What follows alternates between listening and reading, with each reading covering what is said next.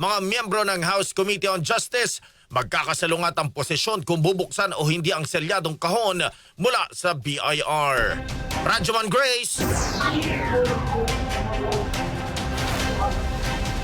Mayroon ng desisyon ng House Committee on Justice hinggil dyan.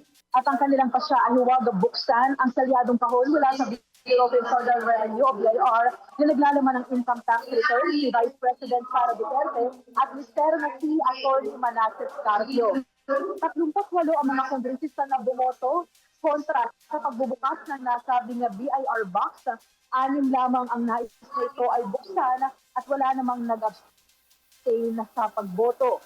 Bago ang botohan ay nagpahayag ng magkakasalungat na posisyon ang mga committee members hinggil dito. Dito na Representative Leyla de Lima, Lawrence de Tor, Jean Asidre, Antonio Pino, Sara Jane Lapreneto, buksan ang kahon upang malaman ang mga impormasyon o ebidensya na may kaugnayan sa mga aligasyong nakapaloob sa impeachment complaint laban kay VP Sara. Ang pagbubukas sa naturang kahon nila ay alinsunod dato ng Kamara na isulong ang pananagutan at ilantad ang katotohanan. Kontra naman, buksan ang kahon mula sa BIR sina Representative Benny Abante, Joe Uruchua, Janet Garin, David Pascual, Brian Poe, Ann Matibag, David Suarez, Lord and Suwan at Shell Jokno. Para sa natin yung mga kongresista mas mainit sa ubaya na lamang sa Senate impeachment vote ang pagbubukas sa labang ng kahon. Dapat din nila silang maging maingat lalo't may tinutukoy ang BIR na batas kung bakit hindi basta mga panahayin sa publiko ang informasyon ukol sa mga taxpayers.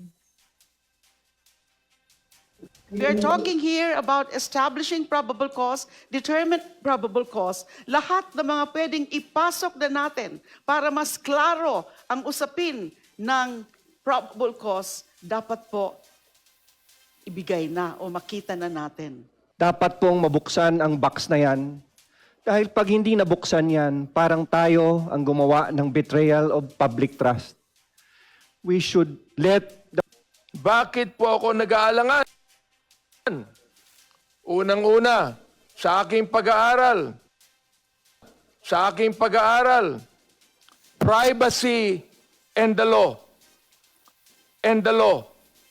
Meron tayong Section 270 ng NIRC na nagbibigay proteksyon sa confidentiality ng mga taxpayers. Subalit, nung andito ang BIR, napakaklaro din na sinabi nila na tali ang kanilang mga kamay, gusto man nila, subalit may mga batas na kailangan nilang gampanan. Yan po ang ilan lamang sa pahayag ng mga kongresistang nagbigay kanila ng manifestation kaugnay sa kanilang posisyon kung dapat o hindi buksan ang BIR box. Kasama mo sa DCFL RMN Manila, Radyoman Grace Mariano, Tatak RMN.